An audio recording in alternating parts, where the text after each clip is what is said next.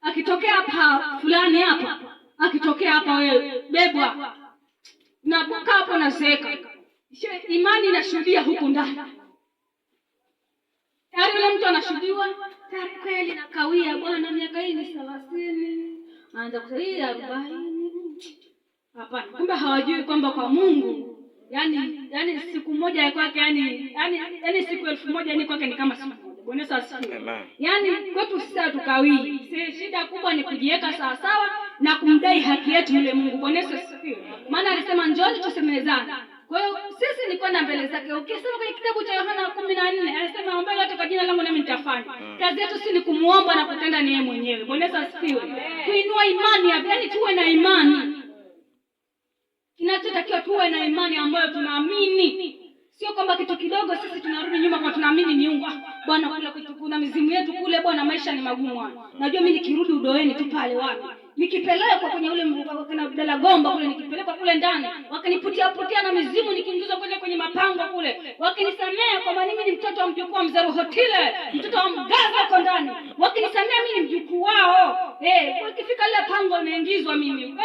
Nyie miungu, huyu ni mjukuu wenu. Huko mjini maisha yamemshinda huyu. Sasa mnaonaje? Kuna wakiuka alienda kwa Mungu mwingine lakini ameona vifai. Amerudi kwenu. Bwana Yesu asifiwe. Unakuta sasa pale mtu anapoteza dira kabisa. Bwana Yesu asifiwe. Anaacha wokovu, anakata tamaa. Matokeo yake anakuja kumkuta majanga mazito. Afu ogopa wokovu wa kuanza tena mwanzo. Yaani kuja kutubu na kuanza mwanzo. Ni sawa sawa na shamba uliacha mwaka uliopita.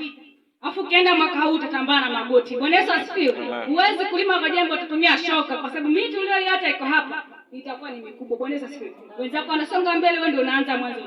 Bwana Yesu asifiwe. Utaikana yani mimi ninachosema yani kuinua viungo vya imani. Amen. Wenzetu upande wa pili.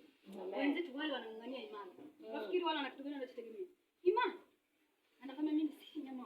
Ni imani kaibeba. Si imani kaibeba. Anasema mimi hapa sigusi kitu fulani, ni imani kaibeba. Sio kama kitu gani kabeba. Imani na kulingana na yale mafundisho aliyofundishwa huko. Kwa hiyo ikayabeba moyoni kwamba alishagambiwa ukienda kwa nguru ukimwona dhambi. Ukigusa hiki haramu. Yaani moyo wake umebeba. Huwezi ukamwambia chochote. Bwana Yesu asifiwe. Amina. Ndio imani ndio sisi wa Kristo tukana tuwe na imani kiasi hicho. Ambapo ikifika sehemu yote roho yetu inasimama kwamba hapa sipo. Hiyo roho ikija kutushuhudia shetani anakuja kutushuhudia hapa sipo. Nakumbuka miaka nyuma wachungaji kule Kenya vijijini walikuwa wanapata shida sana. Yaani mtu anakaa na muumini anaokoka. Unajua kule Kenya kuna sehemu ambapo wanaabudu sana miungu. Sana.